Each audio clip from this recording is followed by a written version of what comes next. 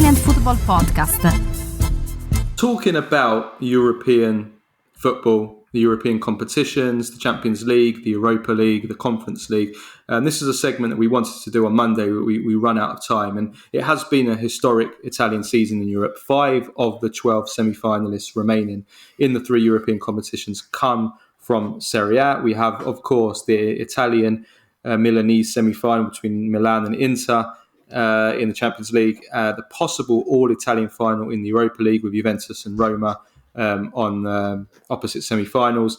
And as we discussed just there, Fiorentina favourites against Basel to make the conference final where they play West Ham or AZ.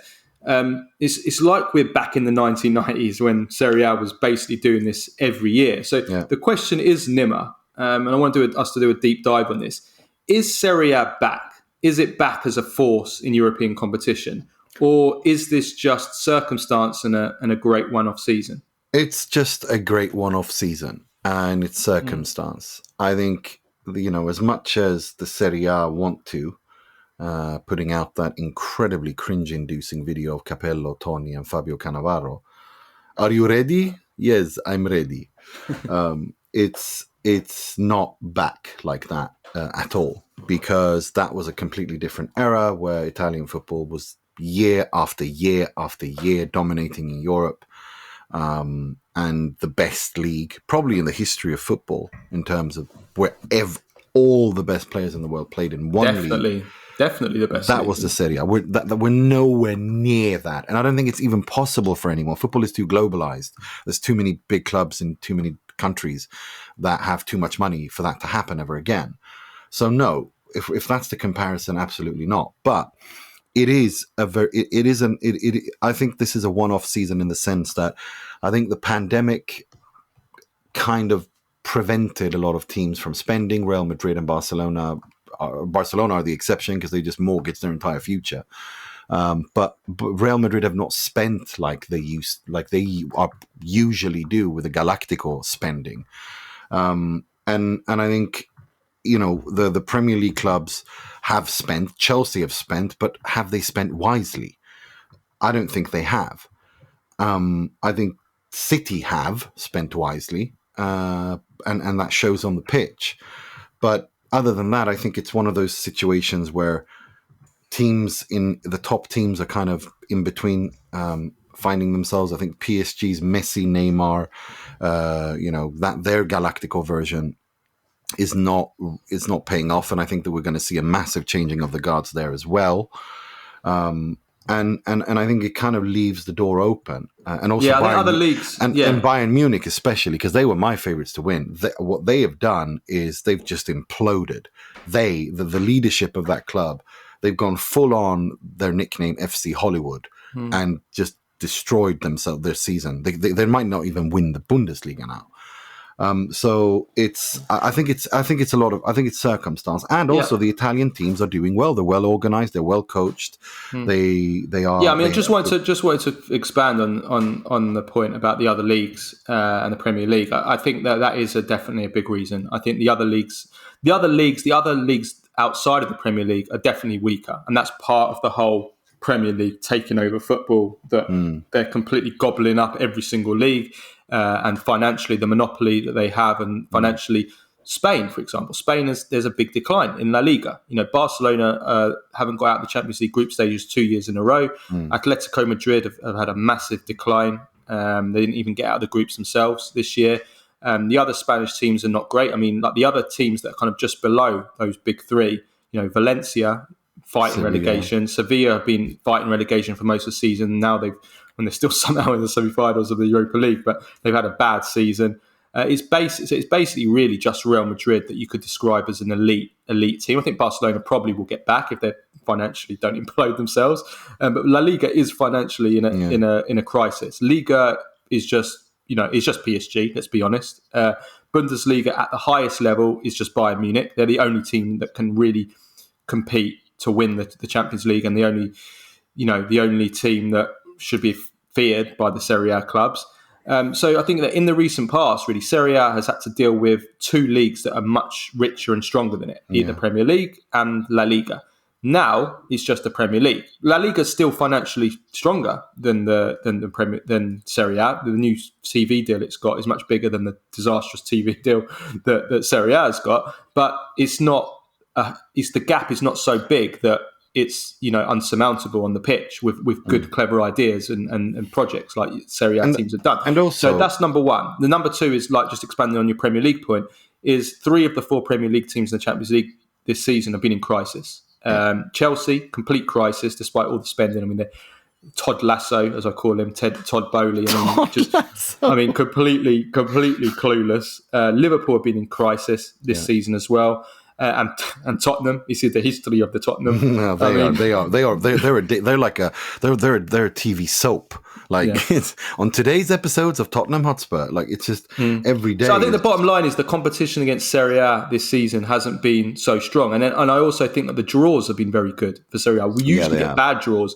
This year, I mean, the knockouts we've played. I mean, let's be honest, we haven't played. None of our teams have played any giant teams in the knockouts. Let's be honest, they haven't. Who have they played? I mean, Milan played Tottenham. And Inter had Bayern and Barcelona. So in the group stages, but in the knockout stages, Inter played Porto and Benfica. You can't ask for a better draw. I'm not saying they're good; they're not that good teams, but you can't ask for a better draw. Compared to the others, and Milan played Tottenham, and then they played Napoli, who's who are a great team, but it's a Serie A team. Basically, we didn't play any great non-Serie A teams. And we also had some luck in the Europa League as well. I mean, Man United and Arsenal both going out opened the doors a little bit for Juventus, for Roma. And so absolutely. I think that those circumstances that I've just mentioned, I think definitely. And also Arsenal are a young team that are building towards something. And United under Erik ten Hag era, that's just begun. So there's a lot of teams that are in transition in where they are in their projects. As for another thing is that, look, Italian football, we have a saying in Swedish that, to be able to cook soup on the head of a nail, which means that you can work wonders with barely any money. There is no league in the world. There are no better directors in world football than Italian football directors in doing that, in cooking soup on the head of a nail. They are unbelievable at that. Just look at Inter's squad, the lineup, loans and free transfers. Finding the right player for the right manager at the right time. They are the best at that. Italians football directors. And I think Napoli and Milan have embraced this new team building through lowering your wages. Giuntoli, Massara, Marotta. Basically scouting and developing young players and turning them into stars. That is unfortunately is the new way. That is the reality. That's how all Italian teams, including Inter and Juventus, will have to do. Everyone has to do that, but they are the best at it. But they've executed it. But they are because they've all of them have done it before reaching the levels they did. All of them, Ricky Massara, Giuntoli, Marotta, every single one of them came up through the ranks doing just that. With barely any money, turning something into something. What Napoli have done in getting rid of Insigne, Mertens, Fabian Ruiz, Koulibaly, Ospina, replacing 5 pillars of the team, experienced players, and then bringing in Kvaratskhelia for 10 million, Min-jae for 18 million. And who else? Some other players as well. What they've done, and while lowering the wage bill, lowering the age of the squad, and building a new team and making it, the best team in Italy, one of the best in Europe. Just an example of when you have a policy, a project, and you team building project, but you execute it well. It is possible. It's not sustainable because unfortunately the team gets broken up. And the Premier League teams will take Osimhen this summer, and they'll take Min-jae maybe because of his release clause, and they'll eventually, over the course of a year, 2 years, 3 years, they will lose the players. And as we saw, let's say with Borussia Dortmund 10 years ago, year after year after year, you can't have your best players taken away and sustain it. It's not sustainable. But in a one-off season, it can all come together, like it came together for Napoli. And it's come together for the Italian team. So I think that's great, as is the coaching. We have to say that Italy, during times of crisis, they have the best coaches in the world, and that will never change. And the ones that come to Italy that aren't Italian, like Mourinho, they up their game.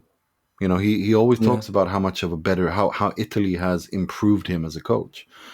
So, 3 of the 4 coaches in the Champions League semi-finals are Italian. Yeah. Yeah. It's Inzaghi, Ancelotti, Pioli. Pioli. Yeah. Yeah. Pioli and So Pep and Guardiola. Yeah. I mean, it just goes to show. It just goes to show. But yeah, I think ultimately, until we see this done over 2 or 3 years, we can't say that Italian football's back because no. it's 1 year. We need more years. I mean, just remember, it was how many years since we even got teams in the quarterfinal? Was it 2 years? Exactly. And then it's just all come together. And we know that all the problems that are in Serie A still, the financial crisis, the league and the clubs are in, the stadiums, the racism, the TV rights. The TV rights, yeah. The production of Italian players that Mancini's been calling, only 28% are Italian. So in conclusion, let's just enjoy it and not be prisoners of the moment.